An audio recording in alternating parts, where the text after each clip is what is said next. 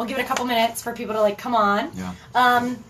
Jorge, tell us a little bit about yourself and your intentions for today, and then we'll get into a little Q&A. Yes, a little bit about myself. I graduated from SWIHA, SOY, not too long ago. I've been here for about 3 years now.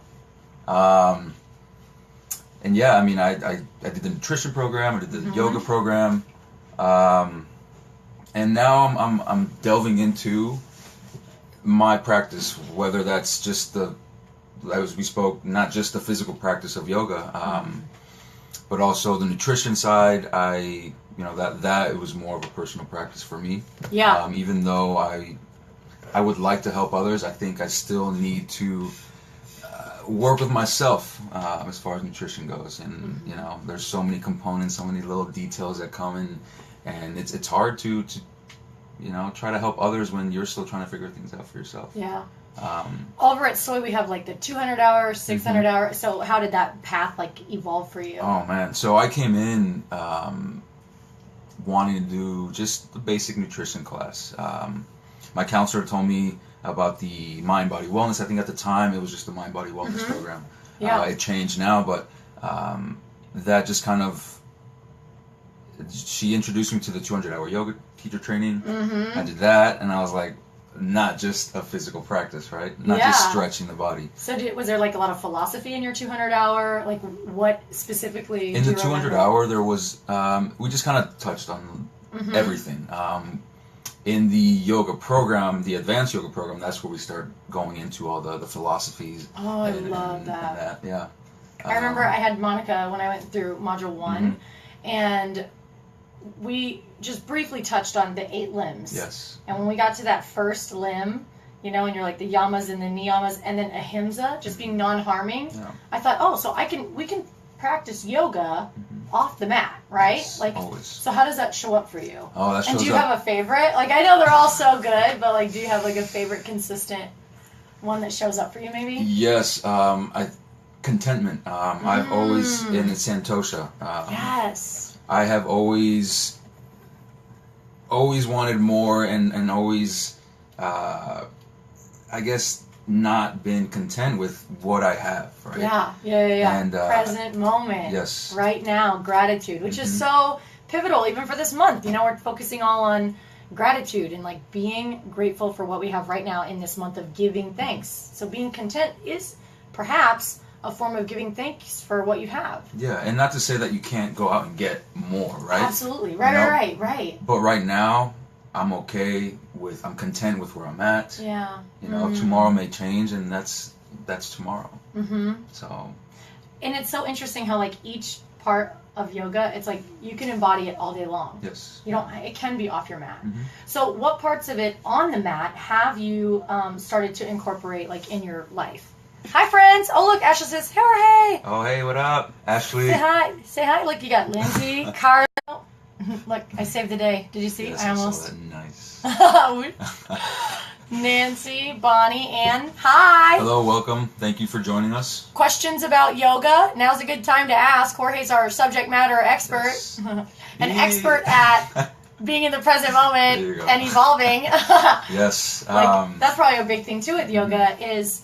Oftentimes, I think many people think it's just a physical practice on the mat, and we come in with, I'll speak for myself, this competitive sort of, oh gosh, I can't bend like that, I can't move like that, and so do you find that chatter comes up for you still? Did it more so, like how did that show up for you? And what are your thoughts on that as a teacher? So now I don't have that chatter anymore, which is awesome, because when I first started, that's all that went through my mind, you know. I know. I could not sit in a comfortable cross-legged seated position, and I was always looking around like, I want to be like that. I want to be able to sit comfortably. And Chris even asked, so what would you suggest for a total beginner? You know, we've got this chatter going on, and we're like, I can't sit comfortably, because a lot of it's alignment too, for sure, and just honoring the body. And just know that, you know, it's not going to happen overnight. So again, we go back to being content. And if people were to really practice the Santosha one first, I think the practice overall for a beginner, anybody, is going to be a lot easier. What I noticed that I should have done sooner was props all day long. A lot of people have this. Don't be afraid to use props. Yeah, we have this this image about props being like a handicap. A crutch. Yes, and that's not the case at all. If anything, it allows you to go deeper in poses. And stay there longer. So the work can be done in that. For sure. Position. Yes. Oh, wow. So yes, I got that idea out of my head. This is perfect. So Nancy's asking about yoga nidra, and we can probably do that towards the latter end. We'll get to that, Nancy. Anne says, when you move out of that space of contentment, how do you move back? Because human moments can take us out of balance. For sure. And you know, we're all human, right? So we all have. It's always gonna happen. But when that does happen, I allow myself to become the observer real quick. Yes, right? Be the observer. Yes, so yes. you step away from the chatter. You allow the chatter to happen. Mm-hmm. You just don't participate. Exactly. Think of it as just the wave that's gonna. It's big wave coming. Just let it crash. Let it simmer down. And settle. And then you know, while you're doing all this, you breathe and you just sit back for a moment. Yes. Right. Just take that step back. And I think that's something I right? You shouldn't shit on yourself. But that's something that would have definitely helped in my earlier years of practice. But you know, it all happened the way it's supposed to happen, and I think it all worked out well. I'm content with this phone call. I'm just gonna. So great question, Anne, and I love that. It's about observing, and then again, and that brings back in that contentment. Like I'm at peace with this present moment, even in the midst of chatter and dialogue that I'm not good enough, not limber enough, or what have you. You know that, and even sometimes that I'm better than. Yeah. Right? It's like, oh, I finally mastered this. Whatever. Yeah. It's okay to get excited about it, and then we just come back to that kind of humble place, would you say? Are there any physical poses in particular that you find are humbling, or that maybe they connect you to something greater? Where does the physical go into spiritual for you? It's not,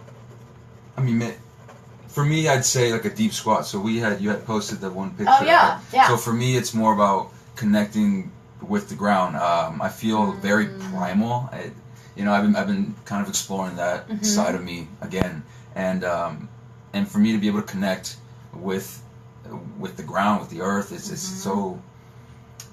so freeing. So a deep squat for me is just going as deep as I can and just staying there and breathing, twisting and turning and bending. That's one of the poses for me. Heart openers. We were talking about heart openers. Yeah. So just allowing myself to, open. Yeah, which you're even doing right now. Yes, like you're not even on a mat. Like we're sitting in chairs, So at any given time, we can maybe step away from our desk or from whatever it is that we're doing and just kind of ground, literally, like ground physically, so that we can then embody and experience the spiritual piece. Or in a chair, we could open our heart. So a heart opening exercise. Now it's going from a physical. So explain to us what it looks like physically, and then what it's doing, at least for you, and what others maybe have shared in your classes that they experience in a heart opening spiritually. Like what more is that doing for them? Man.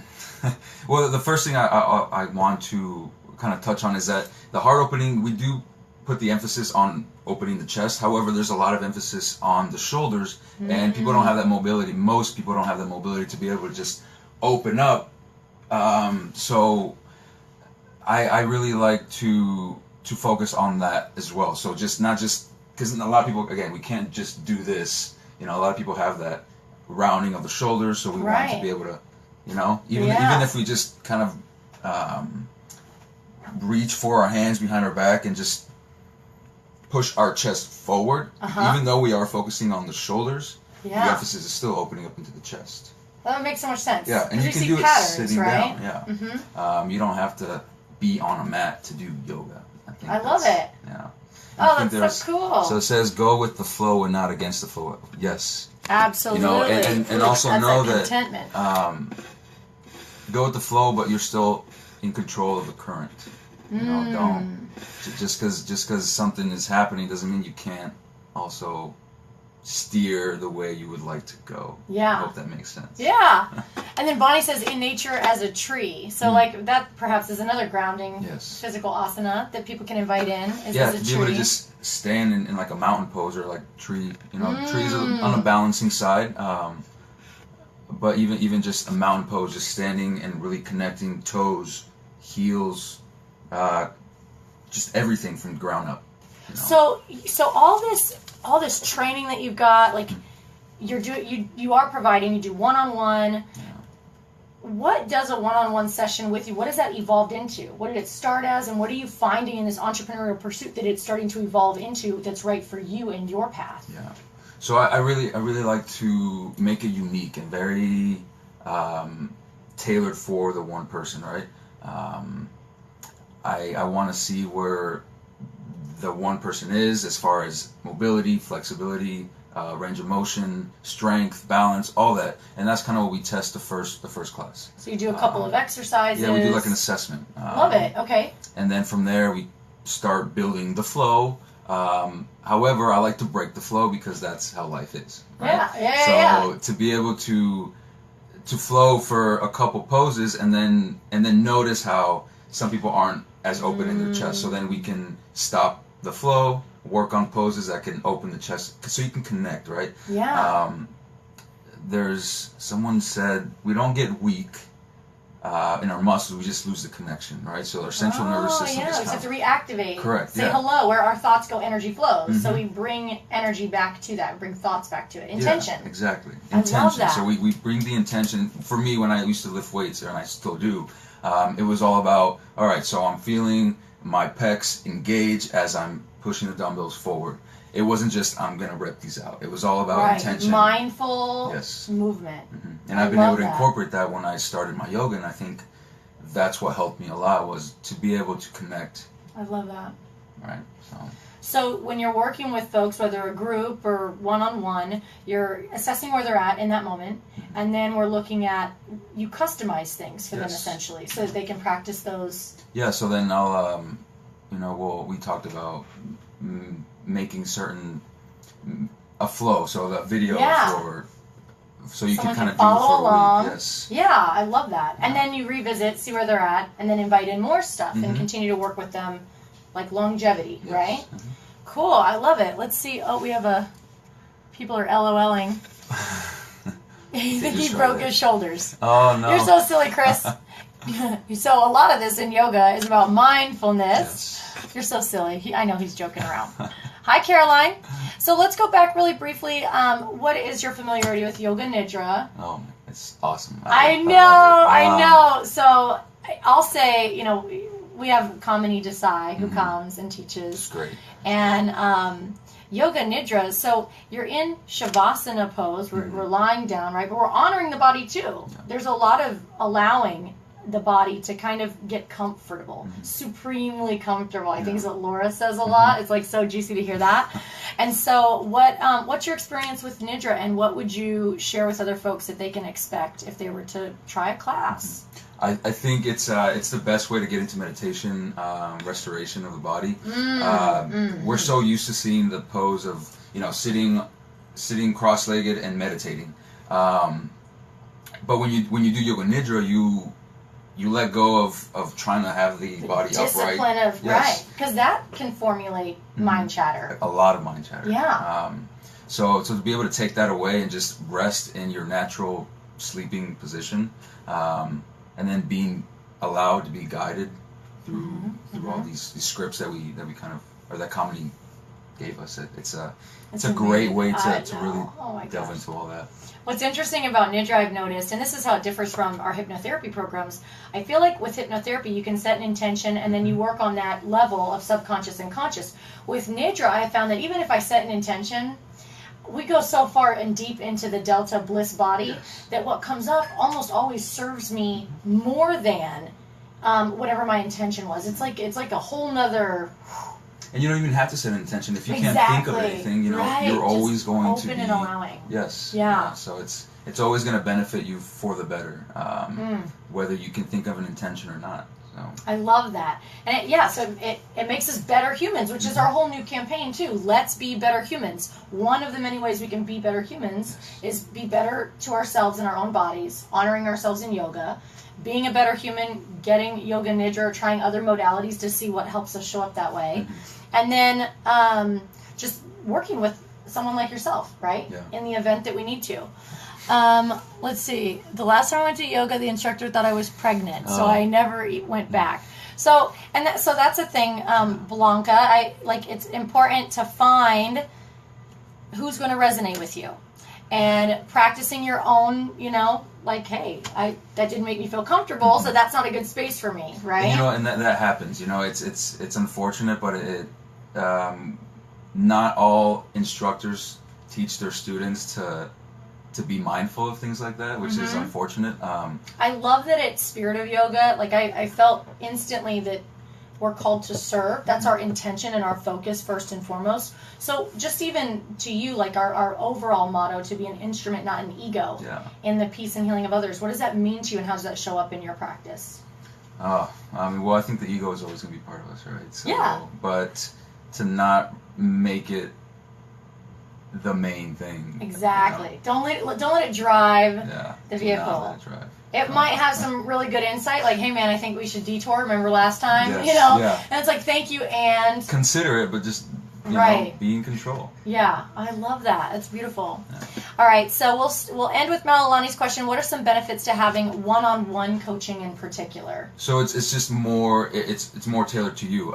In a group class, you are able to kind of help multiple people, but not go into it deep. Yeah, maybe vague adjustments. Yeah. So if there's someone who doesn't connect with, say, a plank or top of a push-up where you can just hold it, you're able to break that down for someone with one-on-one. Yeah. You're able to kind of work on certain exercises and poses that will help you connect better with that. And then if you're in a group class and there's 3 advanced students in there and 2 beginners and 1 intermediate, and you're trying to help the beginners and the advanced students are just kind of waiting for the next pose, it can get a little frustrating for everybody, right? So to be able to do the one-on-one really helps. I found it easier for me to work that way.